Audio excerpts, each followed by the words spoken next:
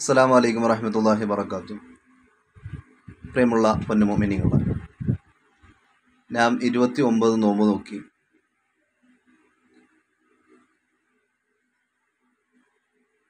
തറാവീഹ് നിസ്കാരവും മറ്റു നിസ്കാരങ്ങളും, തസ്ബീഹ് നിസ്കാരങ്ങളും, ഖുർആൻ ഓത്തുകളും, അതുപോലെ മറ്റു നല്ല നല്ല സൽക്കർമ്മങ്ങളൊക്കെ ഒരു മാസത്തോളം ചെയ്ത് അള്ളാഹുവിലേക്ക് അങ്ങേയറ്റം അടുത്തവരാണ് നാം ഓരോരുത്തരും.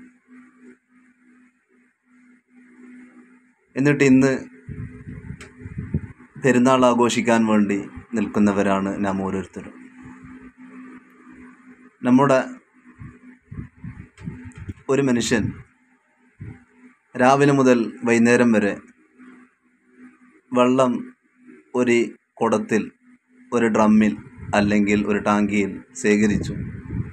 വൈകുന്നേരമാകുമ്പോൾ ആ ഡ്രമ്മ് തെറിപ്പിക്കുകയാണ്. ഇങ്ങനെ ദിവസം ഒരാളങ്ങനെ ചെയ്യുകയാണെങ്കിൽ രാവിലെ മുതൽ വൈകുന്നേരം വരെ വെള്ളം ശേഖരിക്കുന്നത് നാം കണ്ടു. വൈകുന്നേരമാകുമ്പോൾ അദ്ദേഹം അതിനെ തട്ടിമറിച്ച് വെള്ളമൊക്കെ കളയുകയാണ്.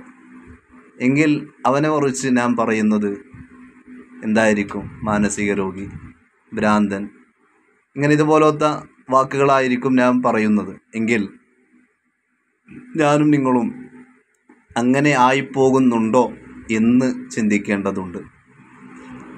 അതായത് ഒരു മാസത്തോളം ഗീബത്ത് പറയാതെ, നമീമത്ത് പറയാതെ, ആരും ചെറുതാക്കാതെ കുറവാക്കാതെ ഇബാദത്തുകളിൽ മുഴുകി ഇന്ന് പെരുന്നാളിലേക്ക് പ്രവേശിക്കുമ്പോൾ ശവ്വാൽ മാസപ്പിറവി കണ്ടതിന് ശേഷം അതൊക്കെ തട്ടിത്തെറിച്ച് തൂയുകയാണെങ്കിൽ നമ്മുടെ അവസ്ഥ അതുപോലെ ആയിപ്പോകുന്നുണ്ടോ എന്ന് ഞാനും നിങ്ങളും ചിന്തിക്കേണ്ടതുണ്ട്.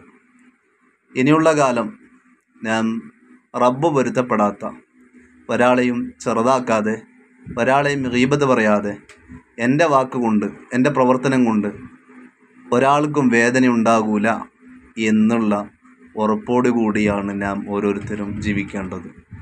അങ്ങനെ ജീവിച്ചാൽ മാത്രമേ നമ്മുടെ പ്രവർത്തനങ്ങളിൽ ഈ 1-3 മാസം നോമ്പ് നോക്കിയതിൻ്റെ ഫലങ്ങൾ പിന്നീട് കാണുകയുള്ളൂ. അതുകൊണ്ട് അള്ളാഹുവിലേക്ക് നാം ഓരോരുത്തരും അടുക്കുന്നവരാവുക. അള്ളാഹു തൗഫീഖ് നൽകട്ടെ.